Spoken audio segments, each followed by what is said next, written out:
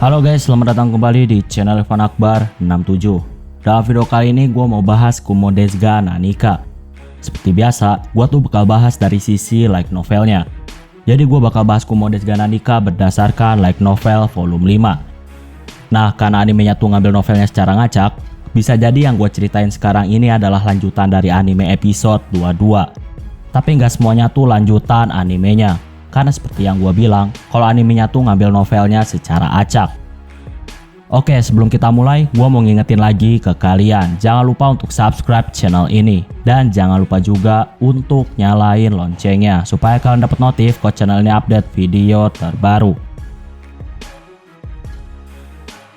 Cerita dimulai dari Kumoko ketika pertama kali bertemu dengan bayi Sophia. Adegannya tuh udah ada di anime episode 14. Bedanya kalau di novel, Kumoko ini langsung tahu bahwa Sophia adalah reinkarnator. Sedangkan di anime Kumoko tuh kayak ragu-ragu dan dia menerka-nerka tentang keberadaan reinkarnator.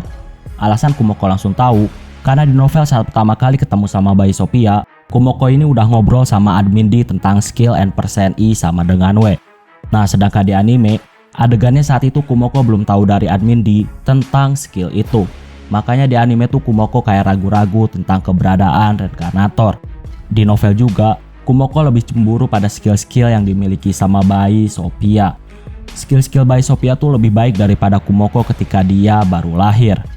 Selain itu, poin skill yang dimiliki bayi Sophia adalah 75.000. Sedangkan Kumoko tuh di awal cuma dikasih 100 poin skill.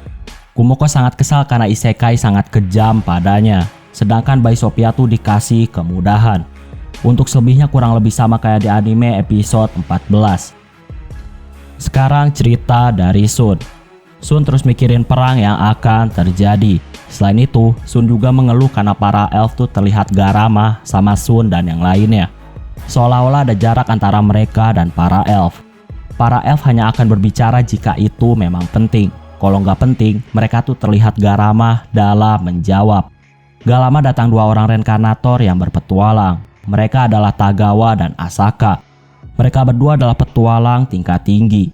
Tagawa di sini jelasin kalau dia tuh punya katana sihir yang terbuat dari cakar naga petir. Sedangkan tongkat sihir Asaka terbuat dari tulang naga angin. Tentunya mereka tuh nggak ngalahin naga-naga itu berdua. Mereka tuh bergabung sama party petualang yang lainnya. Singkatnya, Sun dan yang lainnya tuh sampai di penghalang desa peri. Untuk adegannya tuh sama kayak di anime episode 21. Saat ini, Ana mengingat beberapa masa lalunya. Ana nggak ingat dengan masa lalunya di desa elf. Tepatnya, Ana tuh nggak mau mengingat hal yang menyakitkan. Ana di sini cuma ingat sama ideologi ras elf tentang ras yang ada di luar dari ras elf. Ketika masih kecil, ras elf tuh telah menerima doktrin bahwa ras mereka adalah ras tertinggi. Selain itu, ras elf juga didoktrin bahwa mereka tuh ditakdirkan untuk melayani Potimas. Mereka semua adalah budak Potimas. Ana juga dapat doktrin kayak gitu. Tapi ketika Ana keluar desa, Ana tahu kalau pandangan elf sangat sempit. Di masa lalu, Ana dibully karena dia adalah setengah elf. Ketika Ana keluar desa, untungnya Ana tuh bertemu dengan Raja Negara Annelite dari beberapa generasi sebelumnya. Raja yang mengetahui kekuatan Ana, Raja pun mengajak Ana untuk ikut dengannya. Saat itu, Ana ngerasa kalau dia tuh sangat diinginkan. Sejak saat itu, Ana bersumpah untuk loyal terhadap keluarga sang raja. Sejak dimanipulasi sama Hugo, Ana ngerasa kalau dia tuh jadi beban. Bahkan ketika datang ke desa elf, Ana melihat kalau Sun dan yang lainnya tuh dibenci karena dia. Tapi walaupun gitu, Ana bersumpah akan berguna untuk Sun.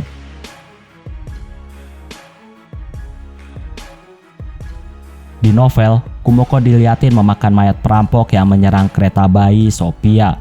Tadinya Kumoko nggak mau makan itu, tapi pikiran paralelnya menyuruh Kumoko untuk makan. Sejak pikiran paralel mengalahkan Mother, ternyata pikiran paralelnya tuh bisa nggak setuju dan nggak sependapat sama Kumoko yang asli. Dan itu pertama kali Kumoko ngerasain hal itu. Kumoko terpaksa harus memakan mayat perampok karena semua pikiran paralelnya memaksa dia untuk memakannya. Ketika berjalan, Kumoko di sini melihat kota yang besar. Kumoko mengamati kota dari jauh sampai larut malam. Kumoko mengamati kegiatan manusia, mengamati persenjataan, pertahanan, dan lain-lain. Kumoko juga melihat rumah mewah, yang ditempati sama bayi Sophia. Diketahui juga ayah Sophia ini bernama John Karen dan ayah Sophia adalah manusia. Kumoko nggak ngerti kenapa orang tua Sophia adalah manusia, padahal Sophia adalah vampir. Kumoko curiga kalau manusia melahirkan vampir, hal itu akan menjadi masalah di masa depan. Untuk sekarang, selagi Kumoko nggak kemana-mana, Kumoko tuh bakal menjaga bayi Sophia dari jauh. Dengan skill mata jahatnya, Kumoko membunuh orang-orang mencurigakan yang mendekati rumah mewah itu. Kumoko curiga kalau orang-orang yang baru dia bunuh adalah orang-orang yang menyuruh perampok untuk menyerang kereta bayi Sophia. Kumoko juga tahu kalau masih ada beberapa orang yang bersembunyi. Sayangnya Kumoko tuh nggak ngerti bahasa mereka. Kumoko di sini nggak membunuh mereka. Kumoko hanya membunuh orang-orang yang akan membahayakan bagi orang lain. Jadi, kalau Kumoko melihat ada orang yang mau menyerang orang lain, maka Kumoko bakal nyelamatin orang yang mau diserang sama orang lain. Ketika Kumoko melihat orang-orang yang bersembunyi, Kumoko melihat orang-orang itu membuka tudung mereka. Dan ternyata mereka adalah para elf. Pikiran paralel Kumoko selalu bergumam tentang elf, seolah-olah mereka tuh membenci dan memusuhi para elf. Kumoko di sini ngerasain firasat buruk karena pikiran paralelnya saat ini bisa membantah Kumoko. Oke, sekarang cerita dari Potimas. Saat ini, Potimas dapat laporan tentang kegagalan beberapa elf dalam misi. Walaupun gagal, Potimas sudah memperkirakan hal itu. Diketahui juga, ternyata Potimas menganggap Filimos sebagai sebuah alat. Tapi karena Filimos ngasih tahu tentang keberadaan reinkarnator lain, maka Potimas pun mengakui kalau Filimos adalah anaknya, dan itu adalah sebuah hak istimewanya. Dengan pengakuan itu, Filimos bakal dihormati oleh seluruh elf. Seiring berjalannya waktu, Potimas senang karena Filimos sangat berguna untuknya. Filimos sangat berkontribusi dalam rencananya. Potimas menganggap kalau Filimos adalah alat yang telah diberikan dewa padanya. Hanya dengan melindungi reinkarnator, Filimos bisa dikendalikan oleh Potimas. Saat ini Potimas kesal karena bawahannya tuh gagal menculik Sophia. Potimas dapat info bahwa perampok sewaan bawahannya telah dikalahkan oleh monster laba-laba ketika menghadang kereta Sophia. Dan Potimas juga dapat info tentang bawahannya yang telah dikalahkan di rumah mewah. Tapi saat ini Potimas masih belum tahu siapa pelaku di balik semuanya. Tapi mendengar laba-laba, Potimas tuh curiga kalau itu adalah ulah Ariel. Kalau Ariel tahu tentang reinkarnator, maka Potimas curiga kalau Dustin juga tahu tentang reinkarnator. Potimas terus mikirin cara supaya dia tuh bisa menculik bayi Sophia.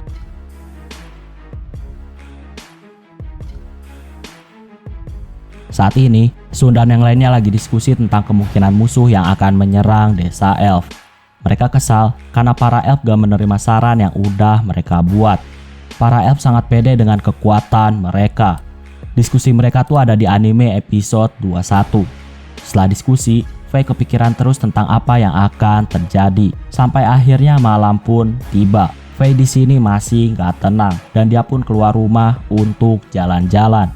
Tapi Faye diikuti sama 2 elf penjaga. Itu adalah 2 elf penjaga yang ditugasin untuk jagain Faye. Faye gak peduli dan dia tuh lanjut jalan. Gak lama, dia melihat sekelompok elf yang tertawa terbahak-bahak. Dan dia juga melihat Anna yang pipinya bengkak dan merah. Faye menghentikan semua itu. Para elf menyuruh Faye gak usah ikut campur dengan masalah ras elf. Faye bilang kalau Anna adalah teman party pahlawan. Para elf pun kesal dan mereka pun pergi. Faye di sini gak terima dan menyuruh para elf untuk minta maaf. Tapi para elf ngotot gak mau. Faye mau memukul mereka. Tapi gak lama para elf minta maaf dan pergi. Faye juga kesal kepada 2 elf penjaga yang ditugasin untuk jagain Anna. 2 elf penjaga tuh harusnya melindungi Anna dari kekerasan, tapi mereka hanya diam. Di sini Faye juga bilang kalau para elf adalah sekumpulan orang-orang bodoh. Alasannya karena elf yang lebih muda telah membuli elf yang lebih tua. 4 elf penjaga di sini terlihat sangat kesal. Di sini Faye juga bilang kalau Anna tuh nggak usah khawatir lagi. Elf penjaga diem aja. Mungkin karena mereka tuh terkejut karena ternyata ada sekelompok elf yang bodoh. Saking shocknya, makanya elf penjaga tuh gak gerak dan hanya melihat. Di sini, Faye menampar para elf penjaga dengan kata-kata sarkasnya. Kalau mereka gak melindungi Anna lagi, maka secara nggak langsung mereka tuh membenarkan kalau para elf ternyata sekumpulan orang bodoh. Para elf penjaga di sini terlihat sangat marah, tapi pada akhirnya mereka tuh nggak bisa melawan. Faye di sini senang karena akhirnya kata-katanya tuh menusuk hati para elf. Faye di sini ingat dengan pembuliannya terhadap Wakaba. Awalnya Faye ini suka sama laki-laki, tapi laki-laki itu malah suka sama Wakaba. Saat itu Faye nangis dan mengeluh pada Wakaba. Tapi saat itu Wakaba terlihat sangat dingin dan terlihat gak peduli. Sejak saat itu, Faye pun jadi kesal dan dia pun akhirnya membuli Wakaba. Singkatnya, cerita berlanjut dengan kemunculannya Kusama. Kusama ini pakai kekuatan ninja. Singkatnya, penghalang juga dihancurkan. Untuk adegan detailnya udah ada di anime episode 21. Oke, sekarang kembali lagi ke ceritanya Kumoko. Kumoko nggak ngerti kenapa elf di isekai terlihat sangat barbar. Dan mereka terlihat seperti penculik seorang bayi. Kumoko di sini masih mengawasi bayi Sophia. Kumoko juga membunuh siapapun yang terlihat berbuat jahat, entah mencuri, membunuh, dan lain-lain. Dengan membunuh, Kumoko dapat banyak EXP. Kumoko juga membeli beberapa skill mata jahat pakai poinnya. Saat ini ada percakapan para pemeluk agama firman Tuhan atau biasa disebut dengan Word of God. Agama ini adalah agama yang dianut sama Yuri.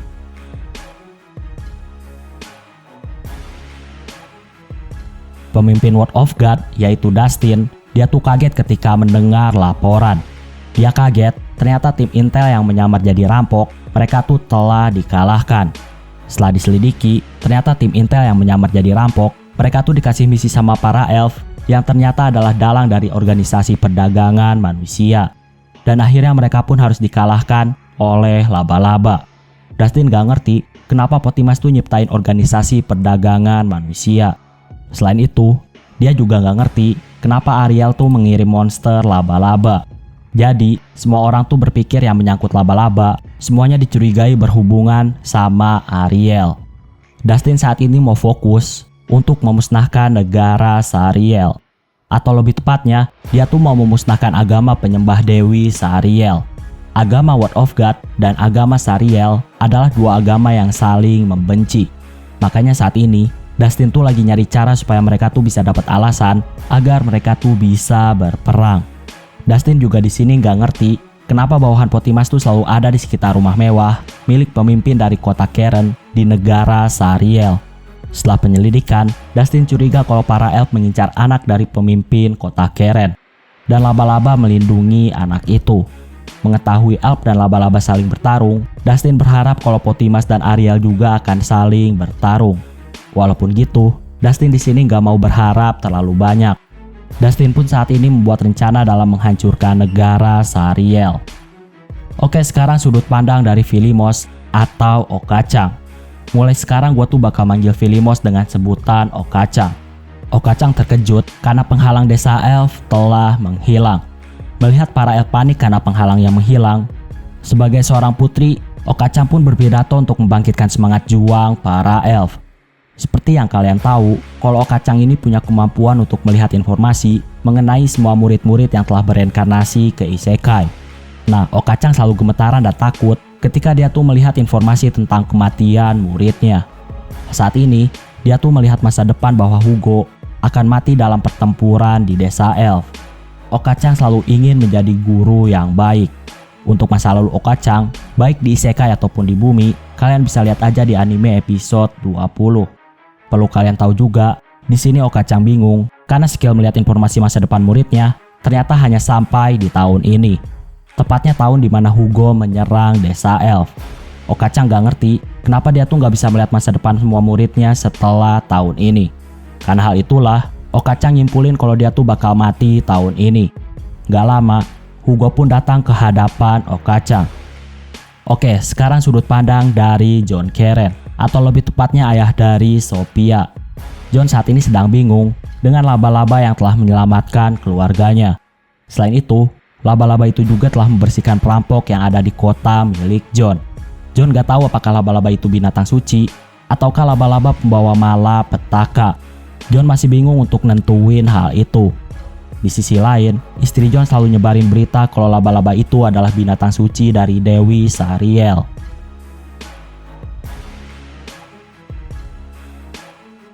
Sekarang sudut pandangnya Okacang. Perang pun dimulai, dan Okacang pun berhadapan melawan Hugo, Yuri, dan Sophia. Untuk adegannya tuh kurang lebih mirip dengan anime di episode 21. Tapi bedanya, sebelum adegan Sun datang, kalau di novel Okacang tuh ditusuk perutnya sama Hugo.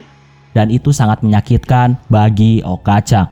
Hugo juga menendang Okacang sampai mengenai batang pohon. Okacang merasa putus asa dan pasrah. Tapi akhirnya datanglah Sun dan partinya. Sekarang kembali lagi ke ceritanya Kumoko.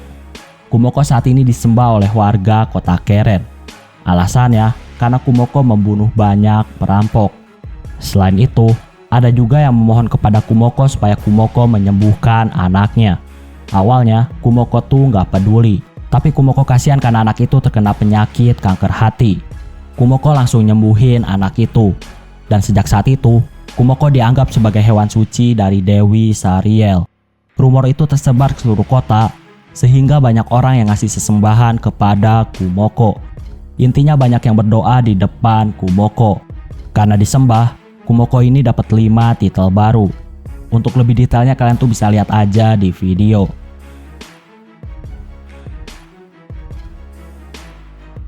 Oke, sekarang cerita dari Sun lagi. Sun akhirnya berhadapan sama Hugo. Untuk percakapannya kalian tuh bisa lihat aja di anime episode 22. Oke, sekarang langsung aja ke duel antara Sun melawan Hugo. Sun pakai serangan pedang tapi diblokir sama Hugo. Mereka adu dorong pakai pedang dan Sun harus mundur ke belakang karena dorongan Hugo lebih kuat. Hugo dipenuhi aura gelap termasuk pedangnya.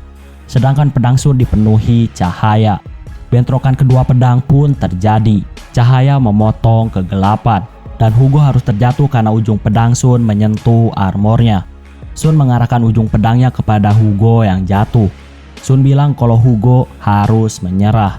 Tentunya Hugo nggak mau dan dia pun mendorong pedang Sun. Mereka bertarung lagi dan Hugo jatuh lagi. Lagi-lagi di sini Sun menyuruh Hugo untuk menyerah. Sun juga bilang kalau sihir yang dicoba sama Hugo nggak ada gunanya. Itu nggak mempan terhadap Sun. Hugo di sini sangat kesal dan dia mengamuk. Serangan Hugo sangat random dan Sun dengan mudah menjatuhkan pedang Hugo. Setelah itu, Sun meninju dada Hugo. Lagi-lagi Hugo terjatuh di tanah. Hugo shock karena dia tuh terus-terusan dijatuhkan. Hugo yakin kalau isekai diciptakan untuk dia, tapi dia nggak ngerti kenapa dia tuh nggak bisa menang dari Sun. Sun bilang kalau dunia bukanlah milik Hugo. Dunia tuh milik semua orang yang ada. Hugo di sini sangat marah, tapi dia tuh masih nggak bisa berdiri karena Sun. Hugo menyuruh Sophia untuk membunuh semuanya. Sophia melihat Hugo dengan tatapan seperti melihat serangga lemah. Sophia bilang kalau Hugo udah gak diperluin. Gak lama muncul seseorang di dalam bayangan Sophia. Dia adalah Merazopis. Merazopis bilang kalau invasi sedang berjalan. Tagawa kaget dan bilang bahwa Merazopis adalah eksekutif pasukan para iblis. Sun akhirnya sadar bahwa Hugo telah dihasut oleh para iblis. Sun mutusin untuk ngalahin Sophia. Sophia di sini hanya tertawa kecil.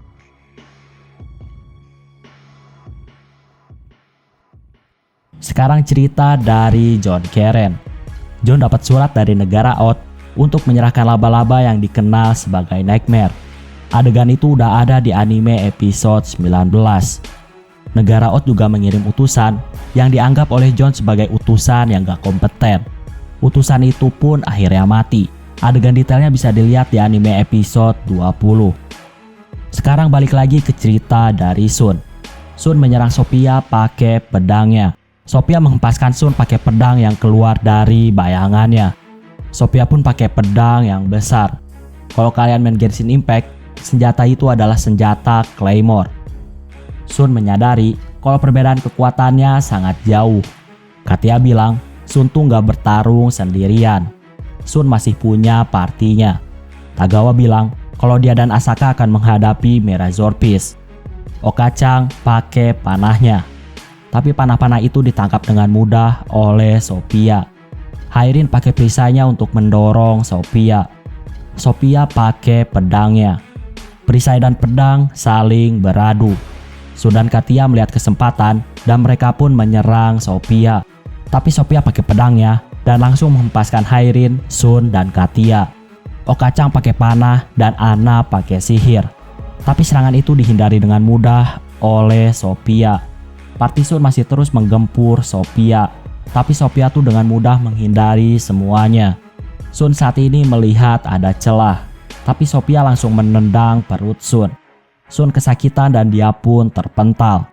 Untungnya Hairin langsung menangkap Sun yang terpental. Sophia bilang kalau celah tuh sengaja dibuat. Tujuannya supaya Sun jadi lengah. Gak lama, tanah di sekitar Sophia bergetar karena sihir bumi Katia. Sophia kehilangan keseimbangan. Okacang menyerang pakai banyak panah. Sophia mau menghentikan pakai pedangnya. Tapi gak lama, ada perisai besar yang menghantam pedangnya sampai akhirnya pedang Sophia pun terlempar. Ternyata Hairin melempar perisainya. Melihat Sophia hilang keseimbangan, Sun pakai seluruh kekuatannya pada satu serangan dan dia pun menyerang tubuh Sophia. Sayangnya bagian tubuh itu ternyata ditutupi oleh sisik naga. Pedang Sun gak mampu merobek sisik naga milik Sophia. Sun lagi-lagi dihempaskan oleh Sophia. Hairin pun menangkap Sun lagi. Sun frustasi karena Sophia sangat kuat. Oke, sekarang kembali lagi ke ceritanya Kumoko. Kumoko kesal karena selalu diganggu sama sekelompok pria. Dan Kumoko pun membunuh pria yang memimpin kelompok itu. Dan pembunuhan itu menyebabkan perang antara negara Oth melawan negara Sariella. Adegannya tuh ada di anime episode 20. Kumoko tahu kalau sebentar lagi bakal perang. Dan Kumoko berpikir untuk ada di pihak negara Sariella. Karena negara itu telah memperlakukan Kumoko dengan baik. Kumoko bakal manfaatin perang untuk memanen EXP. Di sini, Kumoko juga jadi komentator perang dan akhirnya dia pun ikut berperang. Setelah itu datang juga Raja Iblis. Untuk adegannya ada di anime episode 22. Sekarang cerita dari sudut pandangnya Ariel. Ariel dapat laporan dari kerabatnya yaitu Ratu Taratek. Maksudnya di sini, Mother tuh ngasih laporan tentang Kumoko kepada Ariel. Setelah bertemu Kumoko, Ariel tahu kalau Kumoko nggak normal.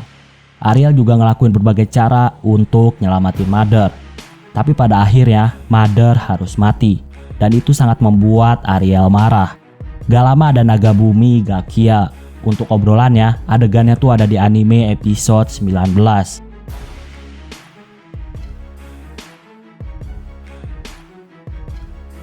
Ariel bertarung melawan naga bumi Gakia.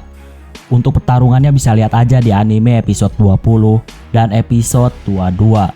Setelah pertarungan itu, Kuro pun datang. Percakapannya tuh ada di anime episode 22.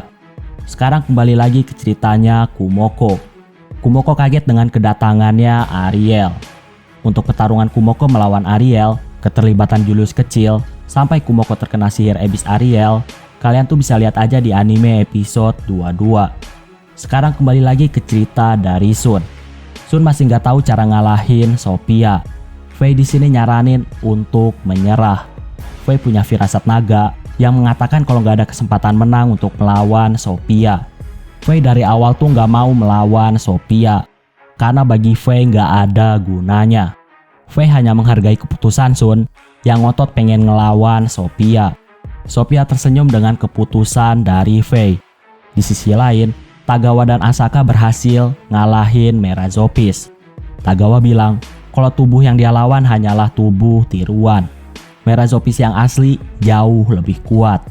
Sophia bilang Merazopis yang asli lagi memimpin pasukan invasi. Tagawa bilang kalau dia dan Asaka akan menghadapi Sophia. Sun gak nyangka kalau Tagawa dan Asaka tuh berani menantang Sophia. Padahal statistik mereka tuh lebih rendah dari Sun. Melihat tekad Tagawa, Sun pun berdiri dan tekadnya kembali. Sun di sini masih belum menyerah. Melihat tekad Sun, Faye juga bersiap untuk bertarung. Sophia di sini tersenyum. Tapi nggak lama, ada pria misterius yang menebas Tagawa. Pedang Tagawa langsung terbelah jadi dua. Dan Tagawa pun terluka. Setelah itu, pria itu juga membanting Asaka ke tanah. Sophia ngingetin pria itu untuk tidak membunuh reinkarnator. Pria itu pun menyapa Sun. Sun seketika tahu kalau pria itu adalah Kyoya.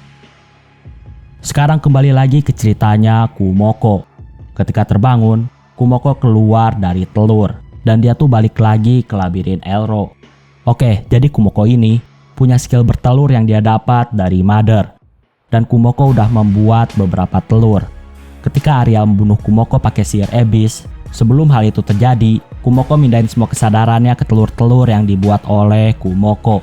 Dan saat ini, Kumoko terlahir kembali jadi bayi laba-laba. Statistik Kumoko tuh mengikuti tubuhnya yang sekarang. Tapi skill, sihir, titel, dan yang lainnya masih sama. Walaupun gitu, skill Kumoko adalah skill yang memakan banyak MP. Dengan statistik Kumoko yang sekarang, Kumoko tuh nggak bisa pakai sihirnya.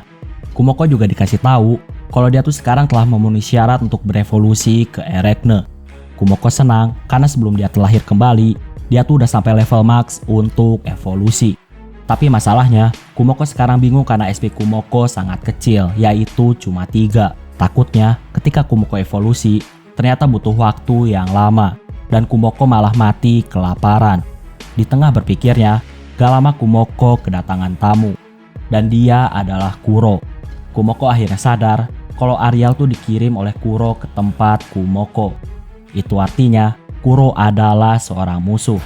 Kuro bilang kalau dia dan Ariel adalah teman lama dan Kuro membantu Ariel hanya sekali. Kuro di sini udah dikasih perintah sama Di. Kuro bilang kalau dia udah dikasih perintah sama Di untuk tidak mengganggu reinkarnator.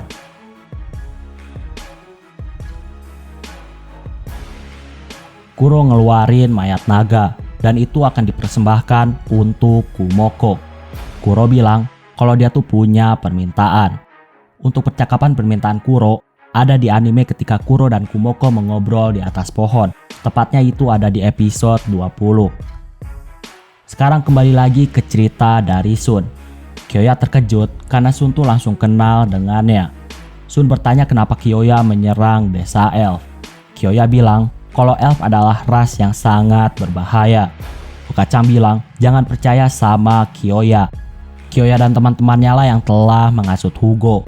Dan itulah yang menyebabkan perang di negara Sun. Okacang bilang kalau Kyoya adalah komandan ke-8 dari pasukan iblis.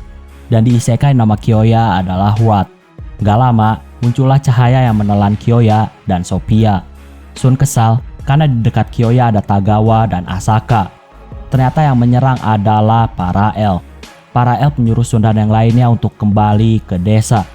Di desa ada Ariel dan hanya orang dengan gelar pahlawan yang bisa bertarung melawan Raja Iblis.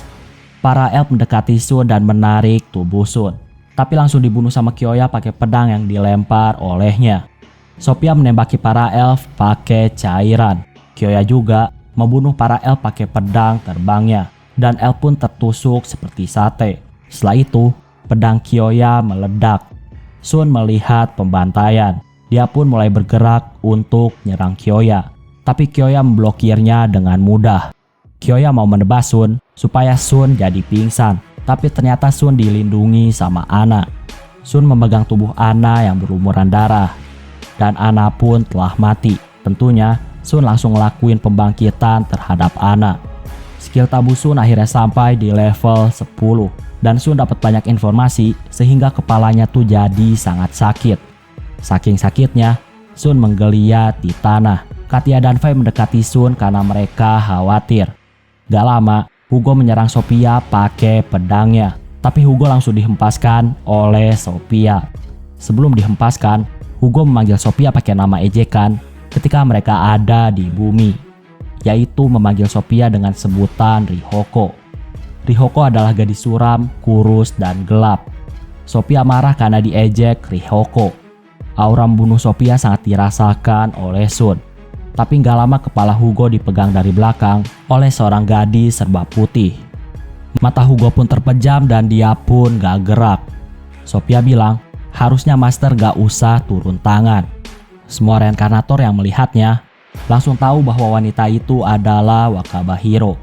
Para reinkarnator bingung karena Wakabahiro harusnya udah mati. Oke, sekarang kembali lagi ke ceritanya Kumoko.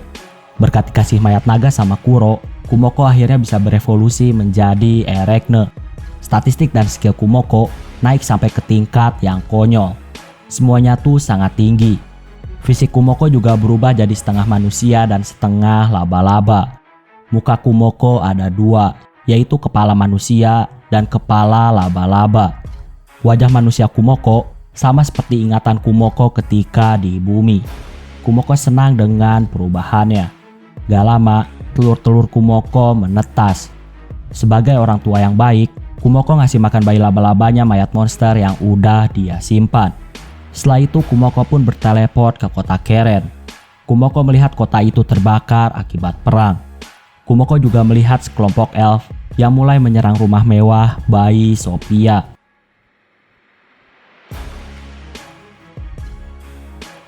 Sekarang cerita dari Merazopis. Merazopis sangat setia kepada keluarga John Keren. Saat perang ini, sebagai pemimpin, John tuh gak mau meninggalkan kota. Karena itu jugalah istrinya gak pergi. John dan istrinya meminta supaya Merazopis melindungi dan merawat putri mereka, yaitu Sophia. Merazopis nangis karena tahu bahwa saat ini rumah mereka telah dikepung dan tuannya menyuruh Merazopis untuk pergi dan merawat putrinya. Merazopis pun pergi dan membawa Sophia. Merazopis terus melarikan diri walaupun dia udah terkena serangan dari panah. Dia berusaha berlari sambil melindungi Sophia. Dia pun dikepung oleh orang-orang bertudung. Saat terdesak, bayi Sophia menggigit Merazopis. Merazopis gak ngerti apa yang telah dilakuin sama Sophia. Merah saat ini ngerasa kalau ada yang berbeda dari tubuhnya. Bahkan kaki Merah yang udah kena panah bisa digerakkan lagi dengan sangat mudah. Merah juga langsung membunuh musuh pakai pedangnya. Saat ini bagi Merah, bau darah seperti bau anggur yang sangat enak. Merah terus menyerang semua musuhnya, tapi gak lama dia terjatuh karena diserang Potimas dari belakang. Mengetahui Sophia vampir, Potimas menganggap kalau Sophia sangat berbahaya. Potimas mau kalau bawahannya langsung membunuh Sophia. Merah juga kaget karena Potimas bilang kalau Sophia adalah seorang vampir. Walaupun gitu, Merah tetap berjuang untuk melindungi Sophia. Tiba-tiba Merah diserang pakai sihir. Oke, sekarang kembali lagi ke ceritanya Kumoko. Kumoko dengan cepat menghabisi para elf yang sedang menyerang rumah bayi Sophia. Dan dia juga menyelamatkan Merah yang sedang terkepung. Kumoko dengan tubuh setengah manusia, dia pun menggendong Sophia. Bagi Kumoko, Sophia terlihat imut dan terlihat sangat enak untuk dimakan. Ngerasa bahaya, Sophia pun mengompol. Kumoko langsung ngasih Sophia kepada Merah. Kumoko menghabisi para elf. Ketika Kumoko mau menilai kekuatan Potimas, ternyata Kumoko nggak bisa. Kumoko ngerasa kalau Potimas tuh sama kuatnya dengan Raja Iblis.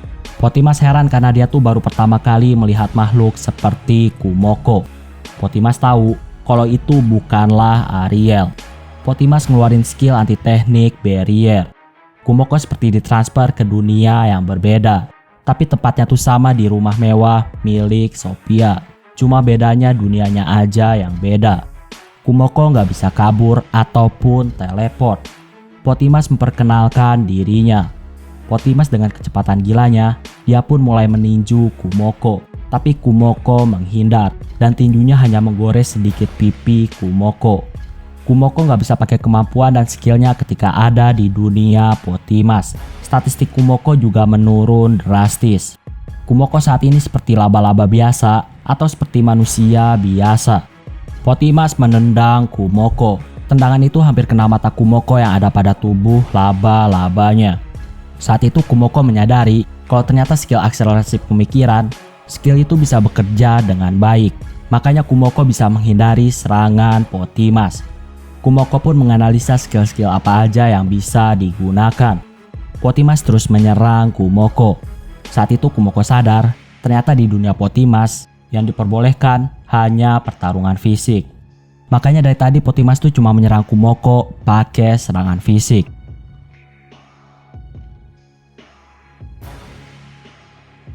Untuk pertama kalinya, Kumoko bertarung hanya pakai fisik. Kumoko pun pakai sabitnya. Dan ternyata ada suara keras ketika sabit Kumoko beradu sama tubuh Potimas. Seolah-olah tubuh Potimas seperti baja. Sambil bertarung, Kumoko nyimpulin kalau tubuh Potimas terbuat dari baja. Kumoko melempar vas bunga yang ada di rumah mewah Sophia, dan itu mengenai wajah Potimas. Kumoko terbang ke atas kepala Potimas, dan dia menebas Potimas. Potimas kehilangan keseimbangan sehingga terjatuh. Potimas pun berdiri. Kumoko melihat sayatan di kepala yang telah dia buat. Ternyata tengkorak Potimas terbuat dari baja. Kumoko nyimpulin kalau Potimas adalah robot. Gak lama, lengan kanan Potimas tiba-tiba terjatuh.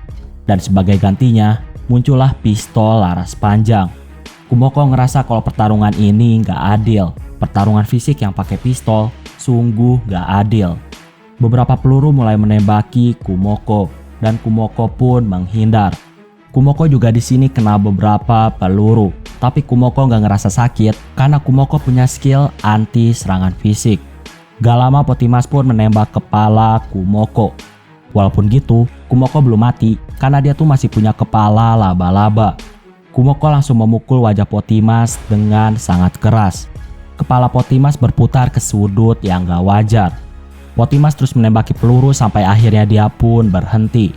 Potimas memukul kepalanya supaya kepalanya kembali ke sudut yang normal. Potimas mencoba untuk bangkit. Potimas bilang kalau Kumoko sangat berbahaya, jadi Kumoko harus segera dimusnahkan. Kumoko bingung tentang apa yang harus dia lakuin. Gak lama Potimas pun menembak, tapi Kumoko menghindar. Peluru itu menabrak dinding belakang Kumoko, tapi gak lama peluru itu pun meledak. Potimas mulai pakai peluru ledakan. Kumoko di sini semakin terdesak. Kumoko pun mencoba semua skill mata jahatnya atau skill Evil Eye. Dan ternyata ada satu skill yang berhasil, yaitu Warp Evil Eye. Serangan Kumoko melukai tangan kanan Potimas. Tapi nggak lama tiba-tiba datanglah Ariel. Potimas bingung kenapa ada Ariel. Di sini diketahui juga ternyata Potimas yang dihadapi Kumoko adalah Potimas dengan tubuh yang palsu. Ariel ngasih ancaman dan dia tuh bertanya tentang rencana Potimas. Potimas di sini nggak menjawab. Ariel pun meledakkan Potimas dan yang tersisa hanyalah kepalanya. Tapi kepala itu masih nggak mau ngomong dan Ariel pun menghancurkan kepala Potimas. Ariel mendekati Kumoko. Ariel juga menyebut Kumoko dengan sebutan Wakaba dan Ariel juga ngomong pakai bahasa Jepang. Ariel bilang karena skill paralel pikiran milik Kumoko, saat ini dia tuh tahu tentang masa lalu Wakaba. Jadi bisa dibilang Ariel juga sekarang punya ingatan Wakaba. Dan kepribadian Ariel sedikit demi sedikit mengikuti Wakaba. Ariel bilang kalau Kumoko sangat sulit dibunuh. Berkali-kali Kumoko harusnya udah mati, tapi Kumoko selalu hidup kembali. Di masa depan, Kumoko bakal menyulitkan bagi Ariel. Ariel pun mengajak Kumoko untuk bergabung dengannya. Kumoko menerima tawaran Raja Iblis. Bagi Ariel, di masa depan, Kumoko ini bisa menjadi sekutu terbaik yang akan ada di sisinya.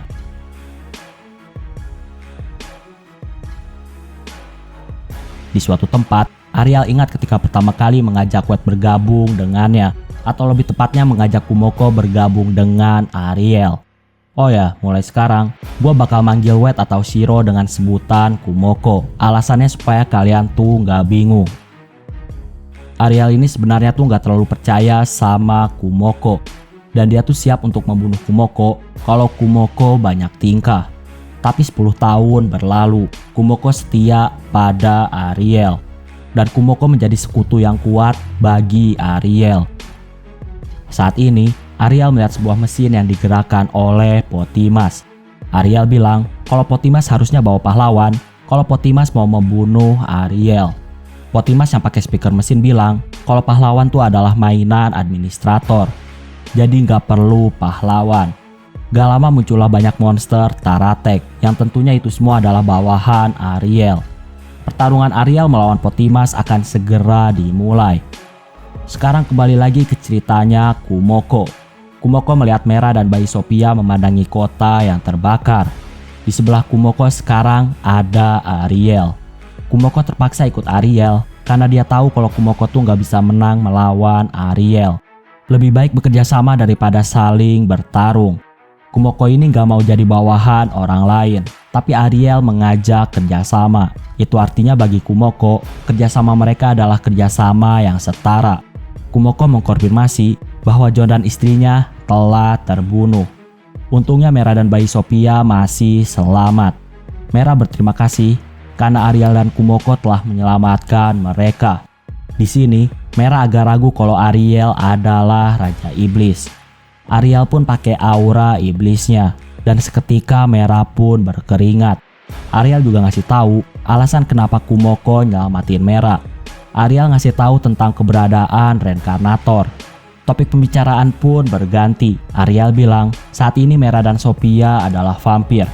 Jadi mereka tuh akan sulit diterima oleh manusia. Sophia di sini minta maaf karena mengubah Mera menjadi vampir. Mera bilang harusnya dialah yang meminta maaf karena terlalu lemah. Mera bilang kalau dia tuh gak masalah untuk menjadi vampir selama bisa melindungi Sophia. Ariel menawarkan tempat tinggal untuk Mera dan Sophia. Lebih baik ikut Ariel daripada terus diincar oleh para elf. Mera dan Sophia gak bisa langsung mutusin. Mereka tuh harus diskusi terlebih dahulu. Setelah itu Kumoko dan Ariel menuju ibu kota negara Sariela. Oh ya, bayi Sophia berkomunikasi pakai cara telepati.